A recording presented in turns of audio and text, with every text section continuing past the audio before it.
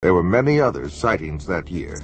In July 1948, it was reported from Strategic Air Command in San Antonio to FBI Director J. Edgar Hoover that an unidentified aircraft was seen by an Eastern Airlines pilot, co-pilot, and one or more passengers flying over Montgomery, Alabama. The aircraft was reported to be of an unconventional type, without wings, and resembled generally a rocket ship of the type depicted in comic strips. It was reported to have had windows, to have been larger than the Eastern Airlines plane, and to have been traveling at an estimated speed of 2,700 miles per hour. It narrowly missed a collision with the Eastern Airlines plane. And from an FBI memorandum dated March 14, 1949, comes this report. Flying discs are believed by the Air Force to be man-made missiles rather than some natural phenomenon, and that as much as 4 years ago, it was learned that some type of flying discs were being experimented upon by the Russians. It was further determined that most all of the flying discs seen by persons in the United States approached this country from a northerly direction and returned in the same direction, indicating a strong possibility that they are coming from Russia. On the evening of July 19, 1952, Senior Air Controller Harry G. Barnes at National Airport in Washington, D.C., picked up 7 slow-moving objects on his radar scope. He called Andrews Air Force Base and learned that they were seeing the identical blips on their radar. A pair of F-94 Air Force jets were soon searching the skies over Washington, where they found nothing. As soon as the jets departed, the blips reappeared on radar screens and remained there until daybreak. A week later, Harry Barnes picked up 10 more objects on radar. Andrews Air Force Base confirmed that the same unknown objects were on their radar scopes as well. Barnes called the Pentagon, and another pair of jets came howling over Washington. But now the UFOs remained visible on the screens, and one of the jet fighters reported a visual sighting of 4 lights. At one point, the pilot radioed that the lights were surrounding his plane. But soon the UFOs sped away and disappeared into the night. Later that morning, Harry Barnes made this statement, quote, "There is no other conclusion that I can reach but that for 6 hours on the morning of the 26th of July, there were at least 10 unidentifiable objects moving above Washington. They were not ordinary aircraft, nor in my opinion could any natural phenomena account for these spots on our radar," end quote.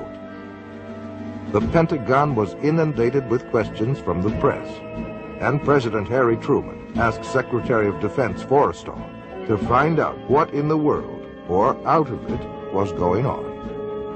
On October 27, 1952, the FBI issued this memorandum.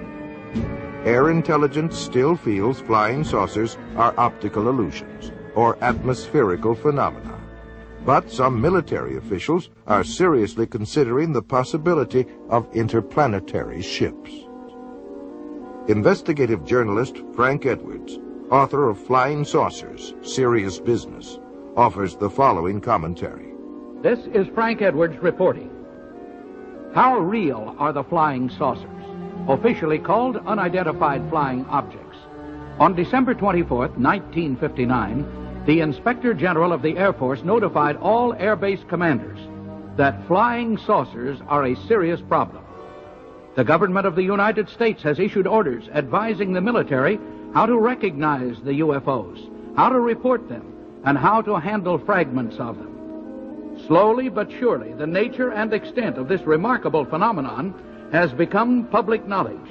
By patiently piecing together these bits of evidence as they become available, by carefully weighing the guarded statements of scientists and military agencies involved in the study of unidentified flying objects, we shall see that they are indeed serious business. The variety of witnesses of UFOs is endless. They include military personnel from the Air Force, Navy, and Marine Corps, radar specialists, aeronautical engineers, airport traffic controllers, astronomers, FBI agents, state, county, and city police, Pilots and crews from American, United, Eastern, Pan American, Northwest, Western, and TWA were also on the list of witnesses. Millions in the United Kingdom, France, Australia, South America, Mexico, and other nations around the world have seen UFOs. Among those who claimed to have seen UFOs was Senator Barry Goldwater, who said, quote, "Flying saucers, unidentifiable flying objects, or whatever you want to call them, are real," end quote. Astronaut Gordon Cooper said, quote, "I believe these extraterrestrial vehicles and their crews are visiting this planet from other planets, and are obviously a lot more technically advanced than we are here on Earth," end quote. General Douglas MacArthur was the supreme commander of all Allied forces in the South Pacific during World War II. He believed in UFOs, and even commissioned a report that was over 20,000 pages long.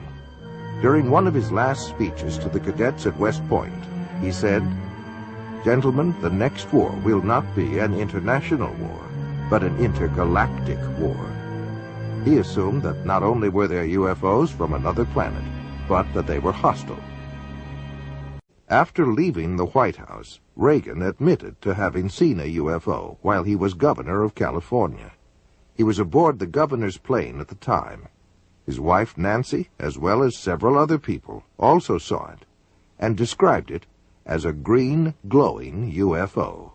They chased it for some 300 miles before it went out of the plane's range.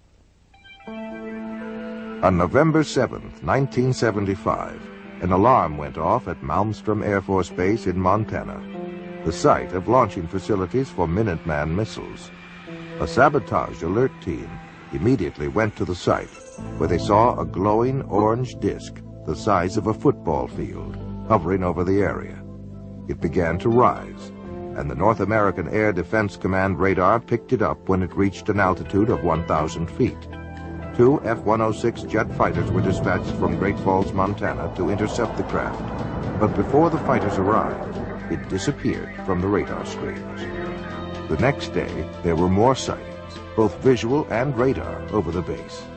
Each time the jets streamed into the area, the UFOs shut off their lights and reappeared only after the jets left. In the next 8 months, 130 similar reports were logged at the base and in the surrounding county. An early and prominent champion of UFOs was one Donald E. Kehoe, a U.S. Naval Academy graduate and retired Marine Corps major. In the January 1950 issue of True magazine, he wrote a comprehensive article on UFOs. It caused an instant sensation and became one of the most widely read and discussed articles of the day. He claimed that none of his high-level sources would talk about UFOs, which he took as powerful evidence that something tremendously important was being covered up. This is not an attack on the Air Force spokesman or the project spokesman. They are simply following orders to explain away all UFO sightings as quickly as possible when they become public and deny that UFOs really exist. We have not been hiding anything. The investigations have been made public. The explanations of those where there is a clear explanation have been made public. He later became director of the National Investigation Committee on Aerial Phenomena, where he questioned many governmental agencies about their possible involvement or knowledge of UFOs. The following is an excerpt of a letter from the FBI in answer to one of Major Kehoe's inquiries. In response to your letter of September 22, 1958, this Bureau does not have information on unidentified flying objects which can be released. This does not imply that this Bureau has information concerning unidentified flying objects which cannot be released. Possible communications with extraterrestrial vehicles from another planet, should the unidentified flying object prove to be an extraterrestrial, is not a function of the Federal Bureau of Investigation. Signed, John Edgar Hoover, Director of the FBI. There are 6 distinct categories of sightings. Close encounters of the first kind refers to a mere sighting of an unidentified flying object. Close encounters of the second kind includes both the sighting of a UFO as well as tangible proof of the craft having been there, such as marks on the ground, the scorching of grass, or the interference of electrical circuits. Close encounters of the third kind is the direct confrontation with a space being or entity sometimes called a humanoid.